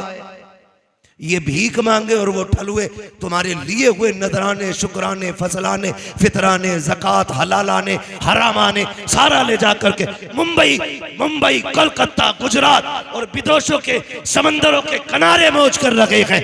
उनके लिए सारा कुछ हो गया। जो आधी रात उठ के तुम्हें कुरान पढ़ा रहे, उनके हिस्से की ज़कात भी खत्म। यही हाल रहे ना तो जनाजे रखे रह जाएंगे, कोई पढ़ाने वाला नहीं होगा। पीर है तेरा, घर उठा के दे दे, मैं मना नहीं करता, लेकिन ज़कात मदरसों का हक है, उशर मदरसों का हक है। ये मदरसे पे लगाओ। फिर देखो, इन्होंने 10 हाफिज दिए हैं, आप साथ खड़े होंगे तो ये आपको साल में 20 हाफिज देने के लिए तैयार हो जाए। करेंगे इंशाअल्लाह ऐसा ही। बातें मेरी कड़वी होती हैं। कई बार पीर साहब बिस्तर में लेटे लेटे कूद जाते हैं, बड़ा कड़वा बोलता है, तो किसी की रिश्वत लेके नहीं खा रखी है, दलाल नहीं है किसी के जो कौम को रुसवा होने देंगे। मैं तो खुल के कहता हूं, हुजूर की नामूस का मसला आया, कितने पीर कूदे बताओ? कुरान की आयतों का मसला आया, कौन से पीर ने मोर्चा लगाया? भाई जो एसी में लेटे गए सोते हैं उनके साए में, कोई हमें जगाए क्यों? वो तो सो रहे ना। तुमने इन पीरों को इतनी महंगी एसियां दिलवा दी कि ये हुजरे से निकलने ही तैयार नहीं। मतलब नहीं जमीन नाम करा दो, लेकिन जब भी कुरान की अजमत पे पहरे की बात होती है या हुजूर की इज्जत की बात आती है, पीर निकल के नहीं, ये मदरसे वाले आलिम और मस्जिदों वाले इमाम आगे गाया करते। हमारी जिम्मेदारी है हम इस जमात को मजबूत करें। हाँ, क्या तुमने नहीं देखा, सलमान अजहरी खानका का पैदा हुआ नहीं, मदरसे से निकलने वाला शेर है। शाहनवाज अजहरी खानका से पैदा होने वाला शहजादा नहीं, अजहर से फारिग होने वाली जात है। मैं आपसे कहता हूं, अपने मदरसे वालों के साथ खड़े हो जाओ। खुदा की कसम, कुरान की भी हिफाजत होती रहेगी, मुस्तफा के दीन की भी हिफाजत होती रहेगी। करेंगे इंशाअल्लाह, करेंगे इंशाअल्लाह। पीर साहब को खाली नजराना जाना है बस, और नजराना दे दो भाई, वरना कतई मर जाएगा। वो शेर याद आ रहा है, वो शेर आला हजरत का, अब तो न छेड़ है गनी, आदतें सग बिगड़ गई, मेरे करीम पहले ही लुकमा तर खिलाए क्यों? कुछ तो देना पड़ेगा ना दें। और अगर पीर वाकई लायक है तो हमारी पगड़ी उसके कदमों में। अगर पीर मुस्तफा की अजमत का पहरेदार है तो हमारी खाल उसके कदमों में। अगर पीर के सीने में उम्मत का दर्द है तो हमारी पलकें उसकी राहों में। फिर हम उसकी पहरे के लिए उसके शाना बशाना चलेंगे। लेकिन नक्कालों से होशियार रहिएगा, वो कहते हैं न ढोंगियों से सावधान, हर जगह लिखा होता चोरों से। आज जाहिल भी हैं आलिम का लिबादा ओढ़े, ऐसे मुल्लाओं से ईमान बचाए रखना, है ना। खजांची और मुतवल्लियों को मुजावर अच्छे लगे, क्योंकि जैसा खजांची है वैसे ही मुजावर है। ना दुआए कुनूती से याद है ना उससे याद है, मसले हमारे। हाँ, उससे वो पूछा यार इंटरव्यू में, भाई इंटरव्यू में पूछ रहा है, कह रहा है किसकी उम्मत हो, तो मुजावर कह रहा है मुझे 8 दिन हुए इधर आए हुए।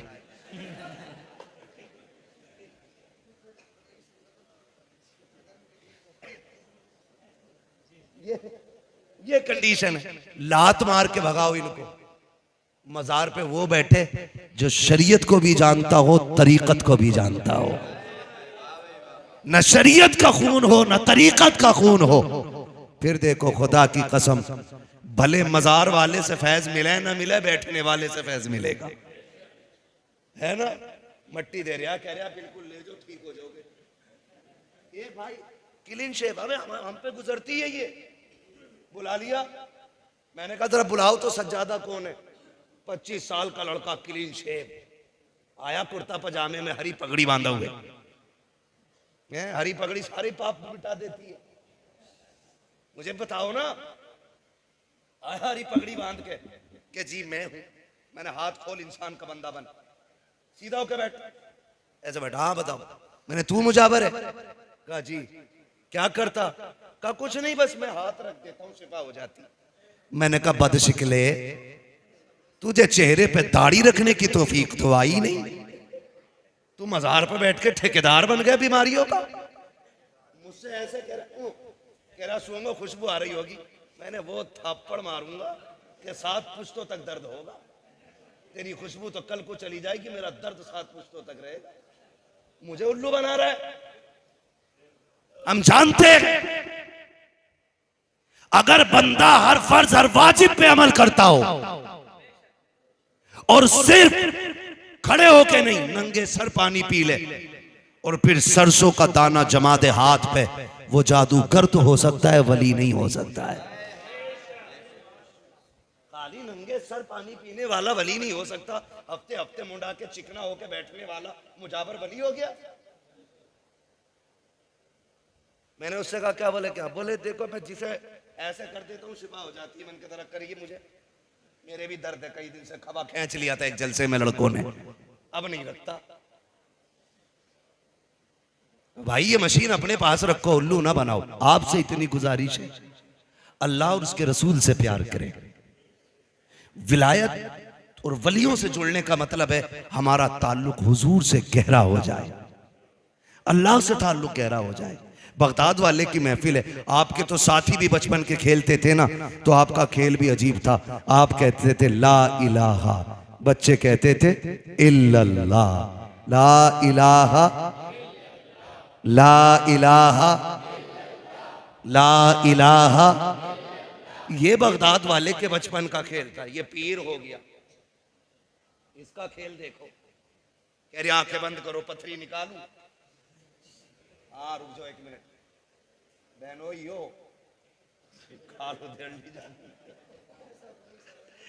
असल में बहनोई साहब है हमारे, ये भी मुदस्सिर साहब, मौलाना फरमूद साहब, इसलिए मुझे घड़ी दिखा रहे हैं। मेरे 4 साल की मुद्दत में पहली बार किसी ने मुझे आज घड़ी दिखाई है। अल्लाह सलामत रखे। बस मैं चाहता ये हूं कि हम सच्चे पक्के गौस वाले बन जाएं, हम धोखे वालों के चक्कर में ना आए, दीन वालों के साथ हो जाएं।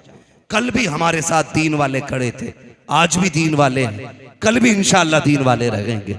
आप उलमा के साथ रहिए, अइम्मा के साथ रहिए, इनकी मर्जी से पीर का इंतखाब कीजिए, इसलिए कि जो ये जानते हैं वो आप नहीं जानते।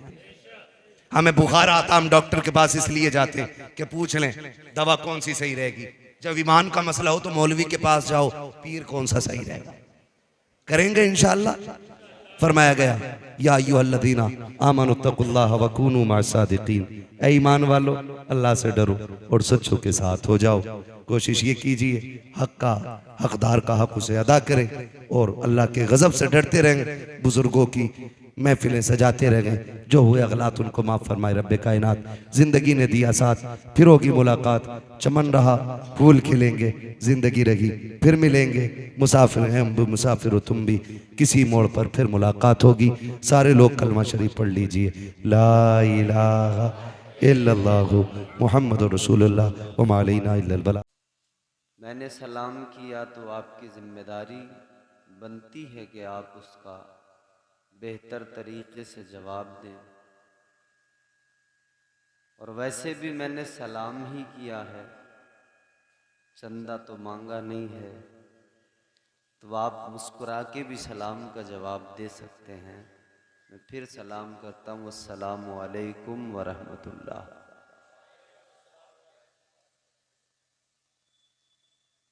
बहुत कामयाब आज का ये जलसा है।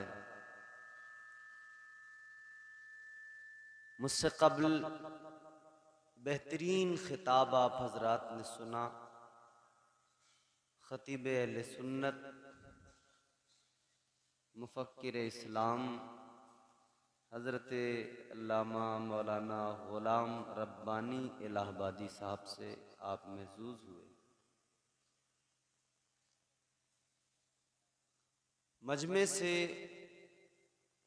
कुछ लोग चले गए, मगर काफ़ी हद तक अभी भी लोग बाकी हैं, अल्लाह का शुक्र है। जो बाकी हैं, मौजूद हैं, अल्लाह ताला से उनके लिए भी दुआ है, जो आकर चले गए उनके लिए भी दुआ है। अल्लाह ताला सबको शाद आबाद रखे, परवरदिगार साहिब मज़ार के फ्यूज़ व बरक़ात से मुस्तफ़ीज़ फरमाए। थके तो नहीं हैं आप लोग? परेशान तो नहीं हो रहे? ये साइड में जो हमारे भाई बुजुर्ग नौजवान बैठे हैं, आप लोग परेशान तो नहीं हैं भाई लोग? अच्छा, तो मैं आपसे बस एक ही दरख्वास्त करूंगा, किसी से कोई कुछ नहीं कहना, मुझे सिर्फ तकरीर करनी है। आप लोगों से इतना कहूंगा, जिन कुर्सियों पे बैठे हो वही कुर्सियां उठाकर यहाँ ले आओ और यहीं बैठ जाओ, उन कुर्सियों के साथ आ जाओ। कुर्सियां लेके आ जाओ, अपनी कुर्सियों पे ही अपनी यहाँ बैठ जाओ, आगे आके आ जाओ, बस हंसो ना। यहाँ बैठो, यहाँ मेरे सामने, इधर बैठो, इधर। अरे इधर बैठो ना, ये सारी जगह खाली है, आ जाओ, शर्माओ मत। हाँ माशाल्लाह। अब देखो आप करीब आ रहे हैं, कितना अच्छा लग रहा है। ऐसे ही करीब बैठेंगे तो थोड़ा अच्छा सा लगेगा। अब अगर आप तैयार हैं तो जरा मोहब्बत से कहें सुभान अल्लाह। अल्हम्दुलिल्लाह, अल्हम्दुलिल्लाहि रब्बिल आलमीन, वल आक़िबतु लिल मुत्तक़ीन,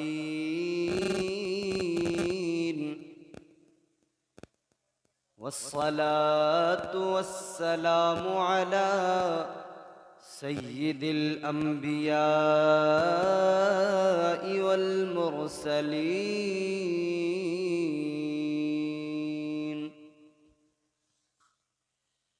व अला आलिहि व अस्हाबिहि अजमईन।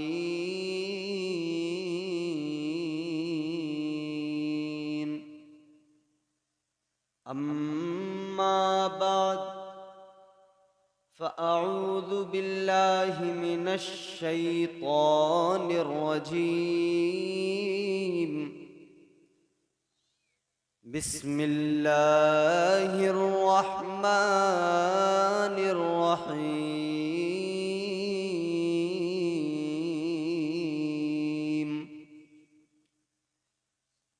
फ़ज़्कुरूनी अज़्कुरुकुम वश्कुरू ली वला तकफुरून।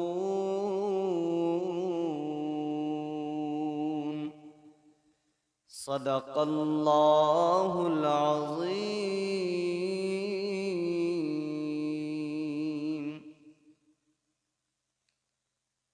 गौसे आज़म बमने बेसरो सामा मददे क़िबले दी मददे काबे ईमान मददे बगिरदा बेबला उफ्ताद कश्ती मदद कुन या मुईनुद्दीन चिश्ती कादरियम नारे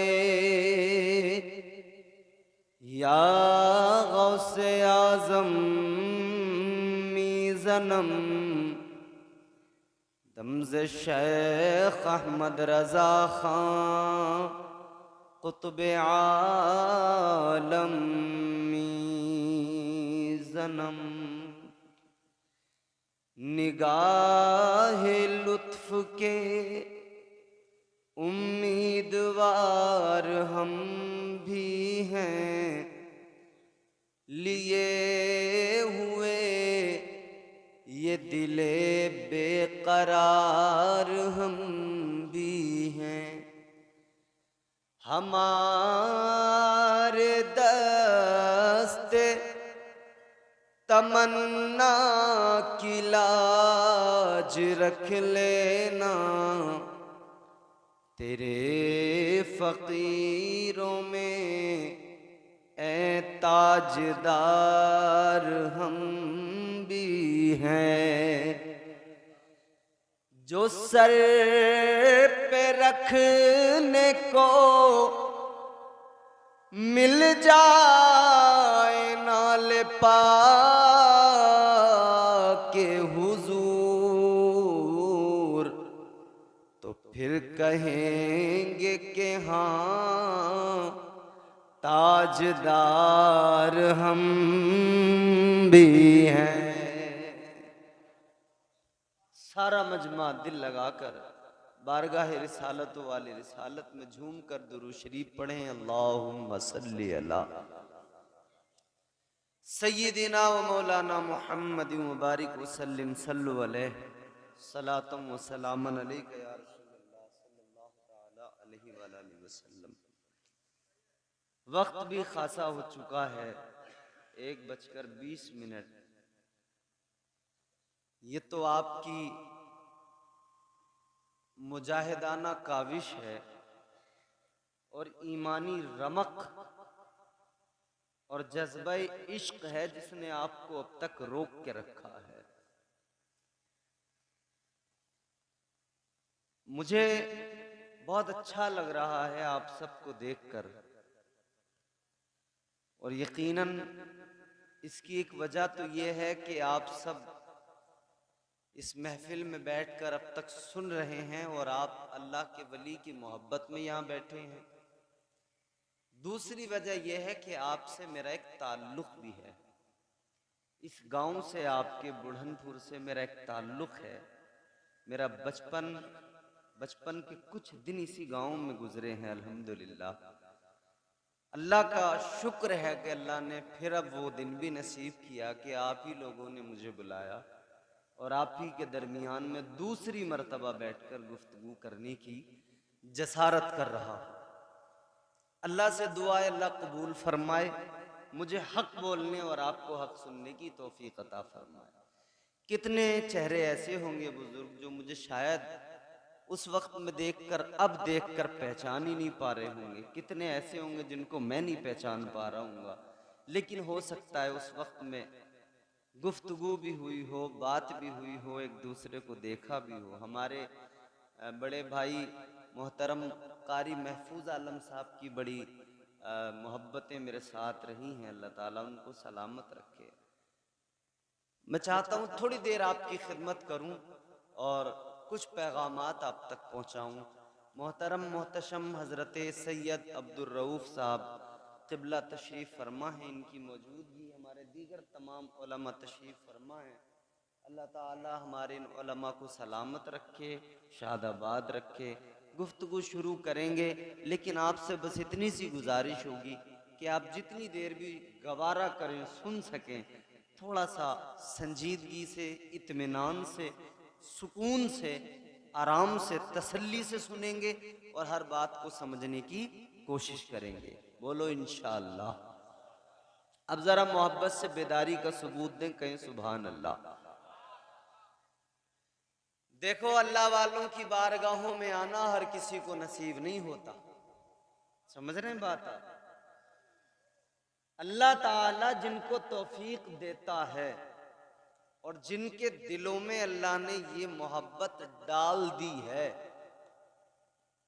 क्योंकि अल्लाह ताला के प्यारे रसूल सल्लल्लाहु ताला अलैहि वसल्लम ने फरमाया, ये औलिया का जो प्यार दिलों में आता है ये मिन जानिबिल्लाह होता है। फरमाया मेरे आका ने कि ये मिन जानिबिल्लाह होता है। हदीस का टुकड़ा है, सुम्मा यूदउ लहुल कबूल फिल अर्द। फरमाया गया कि ये प्यार अल्लाह ताला खुद जमीन वालों के दिलों में डालता है। तो हम बुजुर्गों से अकीदत मोहब्बत रखते हैं, ये करम परवरदिगारे आलम का है। अपनी किस्मतों पे नाज करें, हम उनसे मोहब्बत करते हैं जिनसे खुद परवरदिगार मोहब्बत करता है। हम उनसे मोहब्बत करते हैं जिनसे खालिक कायनात मोहब्बत करता है। और जिससे मोहब्बत खुद खुदा करे, सोचे तो सही, जिससे मोहब्बत खुद परवरदिगार करे उसका क्या मकाम, उसकी क्या शान। एक वो कि मैं कहूं,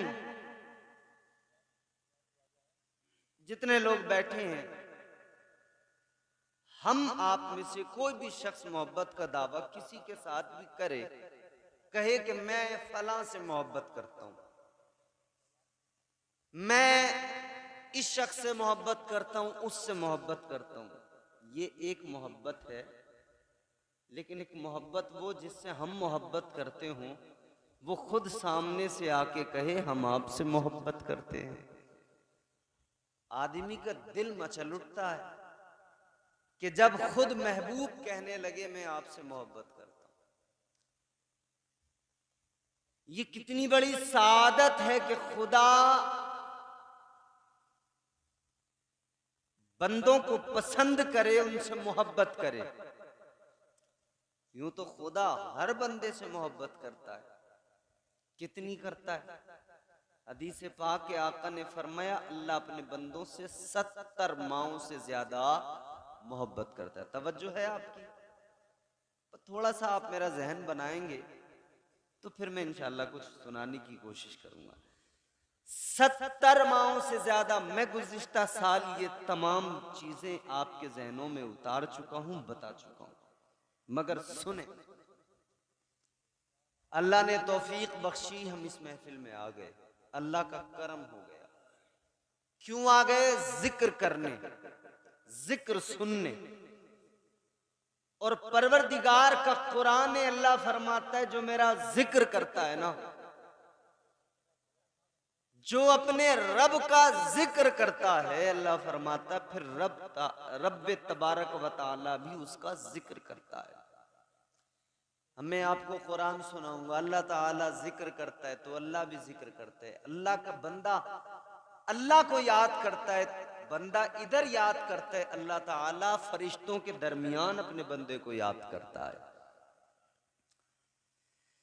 ताजदारे मदीना वालिए कायनात मुस्तफा करीम के गुलामों, दिल लगाओ, तवज्जो से सुनो। डिले टाइमिंग थोड़ी सी लेट करो, आपको नींद आ गई। वाह, चलिए अल्लाह, अब रात है, नींद आ ही जाती है आदमी, कोई बात नहीं, तवज्जो करें। डिले टाइमिंग थोड़ी लेट करो, वॉइस को क्लियर करके डिले बढ़ाकर गूंज थोड़ी कम कर दें, ताकि बात साफ सुथरी लोगों तक पहुंच सके। अल्लाह का जिक्र हम करें, अल्लाह हमारा जिक्र करता है। आओ मेरे अजीजों गौर करो, परवरदिगारे आलम हम गुनहगारों का, हम निकम्मों का जिक्र करता है। वो खालिक़े कायनात हम निकम्मों को याद फरमाता है। याद रखना मेरे अजीजों, अल्लाह ताला याद फरमाता है। परवरदिगारे आलम जिक्र तो करता है, मगर कब करता है? जब बंदा अपने रब को याद करे, जब बंदा अपने परवरदिगार का जिक्र करे। अल्लाह ताला ने कुरान मजीद में फरमाया, फज़कुरूनी अज़कुरुकुम वश्कुरूली वला तकफुरून।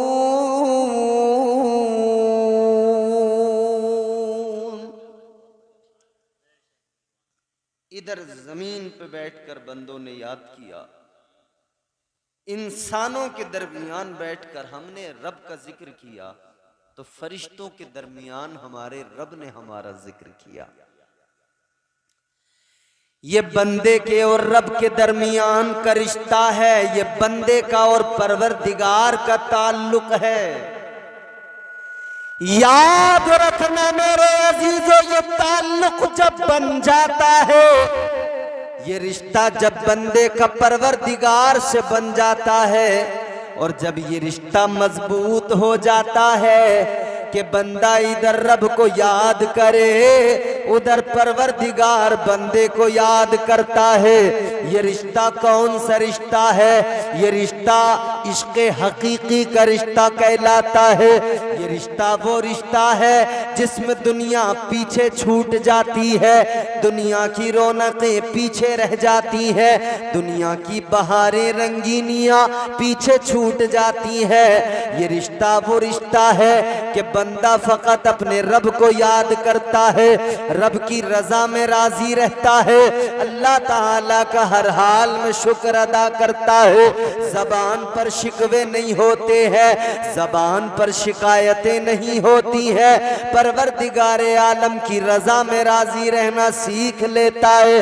ताजदारे मदीना के गुलामों जहन करीब करो, अल्लाह ताला जिसे अपनी मोहब्बत अता कर दे, परवरदिगार जिसे अपना इश्क अता कर दे, अल्लाह ताला जिसे दुनिया की लज्जतों से, दुनिया की रंगीनियों से, दुनिया की रानाइयों से दूर करके अपनी इश्क की लज्जतें अता फरमा दे, उसकी कैफियत बदल जाती है, उसकी हालत बदल जाती है, उसकी जिंदगी तब्दील हो जाती है। अजीजाने गिरामीउल कद्र, अल्लाह वाले की बारगाह में आए हो, आज ये पैगाम दिल की तख्ती पे लिख के लेके जाना। अल्लाह वाले की बारगाह में आकर आज अल्लाह का कलाम सुन के जाना, आज परवरदिगार के इश्क की बात सुन के जाना। कभी शिकवे न करना, कभी परवरदिगार से शिकायतें न करना। आज हमारा हाल ये, जबान पर हजारों शिकायतें, जबान पर हजारों शिकवे हैं, रोज अल्लाह से शिकायतें किया करते हैं। ऐ मेरे अजीजों, आज हम हजारों शिकायतें करते हैं, आज हम न जाने कितने शिकवे करते हैं, लेकिन हम 5 वक्त की नमाजें छोड़ते हैं, हम रोजाना झूठ बराबर बोलते हैं, रोजाना चुगलियां करते हैं, रोजाना सुबह से शाम तक गीबत, दिल में हमारे हसद है, दिल में हमारे बुग़्ज़ है, दिल में हमारे कीना है। उसके बावजूद हम कहते हैं हमारी दुआ कबूल नहीं होती, हमारा फला काम नहीं बनता, हमारा ये काम नहीं होता, हम तो बीमार हो रहे हैं, हमें तो बुखार आ गया है, हम पर तो परेशानियां आ रही है, हमारे साथ तो मुसीबतें हैं, हमें तो मुसीबतों ने पकड़ लिया है, हम तो वबाओं का शिकार हो गए, हम तो बलाओं का शिकार हो गए। याद रखना, गम आसानी हो या परेशानी हो, हर हाल में अल्लाह का शुक्र अदा करना, इसलिए कि अल्लाह ताला कभी दे के आजमाता है, कभी अल्लाह ले के आजमाता है, कभी अल्लाह बंदे को दे के आजमाता है, कभी अल्लाह ताला ले के आजमाता है, कभी आसाइशों से आजमाता है, कभी फरावानी नेमत से आजमाता है, कभी अल्लाह तंग दस्ती से आजमाता है, कभी अल्लाह गुर्बत से आजमाता है। और अल्लाह ताला ने आजमाइशों का जिक्र कुरान मजीद में किया, अल्लाह ताला ने बंदों के इम्तिहानात का जिक्र कुरान मजीद में किया। चलो मैं अल्लाह का कलाम सुनाऊं, परवरदिगार का कुरान सुनाऊं, आप जरा दिल लगाएं, रब का कलाम सुने, इसलिए कि कायनात में कोई कलाम ऐसा नहीं जैसा मेरे परवरदिगार का कलाम है। ऐसा खूबसूरत कलाम कोई नहीं है जैसा कलाम मेरे परवरदिगार का कलाम है। रब का कलाम सुनो, अल्लाह का कुरान सुनो, जरा मचल के मोहब्बत से बोलो सुभान अल्लाह, और तड़प के बोल दो सुभान अल्लाह। अगर किसी को ये खतरा हो कि मैं आज जलसे में सुभान अल्लाह बोलते हुए शहीद हो जाऊंगा, तो और जोर से बोलना, क्योंकि शहादत का मर्तबा बड़ा मर्तबा है, समझ रहे हो। अगर खौफों की आवाज दब जाएगी, गला बैठ जाएगा, तो इस पर भी फख्र करना, जब सुबह कोई कहे ना कैसे गला बैठा, कहना मैं रब को पुकार रहा था, जिसने आवाज दी उसी का नाम लेते लेते मेरी आवाज बैठ गई है। बोलो, अल्लाह ताला ने आजमाइशों का जिक्र किया। परवरदिगारे आलम ने कुरान मजीद में फरमाया, वलनबलुवन्नकुम बिशैइन मिनल खौफि वल्जू'i वनक़्सिम मिनल अमवालि वल अनफुसि वस्समरात वबश्शिरिस साबिरीन।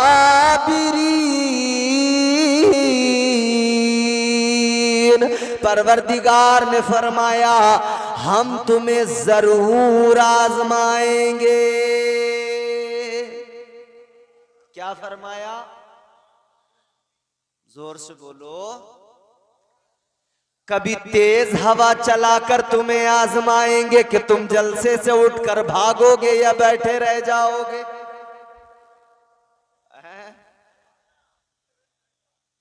अल्लाह तो आजमाएगा, अल्लाह ताला आजमाएगा, याद रखना। बल्कि ये हवा जो चली है ना, सुनो, गर्मी सारी दूर हो गई, अब मौसम बिल्कुल बेहतरीन साजगार हो गया है। अब बिल्कुल गर्मी की कोई टेंशन नहीं रही है, तो अब तो आप सुकून से बैठकर सुनेंगे इंशाअल्लाह।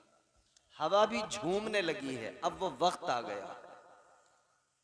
जरा प्यार से बोलो सुभान अल्लाह, और मोहब्बत से बोलो सुभान अल्लाह। खा पी कर नहीं आए तब भी बोल दो सुभान अल्लाह, और खा पी कर आए हो तो और जोर से बोल दो सुभान अल्लाह। अल्लाह ताला ने फरमाया, तुम्हें जरूर आजमाएंगे। कैसे?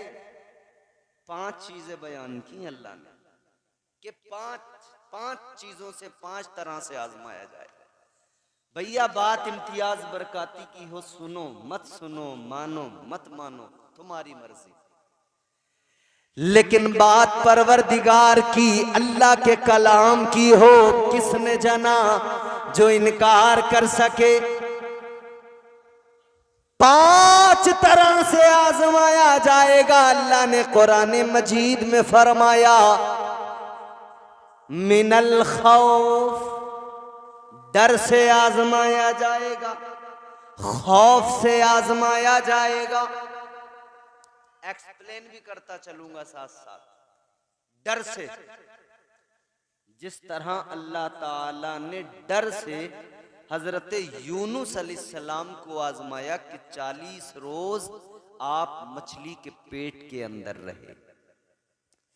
जिस तरह अल्लाह ताला ने हजरत यूसुफ अलैहिस्सलाम को आजमाया, आपके भाइयों ने आपको कुएं के अंदर डाल दिया। ये आजमाइश मिनल खौफ। अल्लाह ताला ने हजरत इब्राहीम अलैहिस्सलाम को आजमाया खौफ से। कैसे? आग में डाल दिया गया, आतिशे नमरूद में डाल दिया गया, ये खौफ से आजमाया। मगर जो खौफ के आलम में साबित कदम रहे, जिन्होंने अल्लाह पे भरोसा किया, अल्लाह पे भरोसा करने वालों को अल्लाह ताला आजमाइश में, इम्तिहान में इनाम अता फरमाता है, आजमाइश में कामयाब फरमा देता है। फिर अल्लाह आजमाइश के बाद में, इम्तिहान के बाद में अल्लाह इनाम भी अता फरमा देता है। ऐ लोगों, ये वक्त कौन सा है? अब जो महीना जून का शुरू होगा, इस महीने की गालिबन 16 तारीख को हम लोग कुर्बानी करते हैं। हमें कुर्बानियां याद दिलाती है कि ये सारी की सारी जो अदाएं हज से लेकर कुर्बानी तक है, ये क्या है? इसमें आजमाइशें हैं, इसमें इम्तिहान है। यार, अल्लाह ताला के प्यारे पैगंबर हजरत इब्राहीम अलैहिस्सलाम, वो पैगंबर जिनको अल्लाह ने फरमाया इब्राहीम मेरे दोस्त है, खलील है। परवरदिगारे आलम ने फरमाया वत्तखज़ल्लाहु इब्राहीम खलीला। तो पहली आजमाइश खौफ, फिर अल्लाह भूख से आजमाएगा। अब हजरत इब्राहीम अलैहिस्सलाम की जात को थोड़ी देर के लिए सामने रखें, 2-3 आजमाइशें यहां पे बता के आगे बढ़ाते हैं बात। हजरत इब्राहीम अलैहिस्सलाम को अल्लाह ने भूख से आजमाया। कब आजमाया? जब आप पैदा हुए उस वक्त में आजमाया। नमरूद बहुत बड़ा बादशाह, पूरी दुनिया पे हुकूमत करने वाला बादशाह, सारी दुनिया पर नमरूद अकेला हुकूमत करने वाला, अपने आप को खुदा कहलवाने वाला, कहता था अना रब्बुकुमुल आला, मैं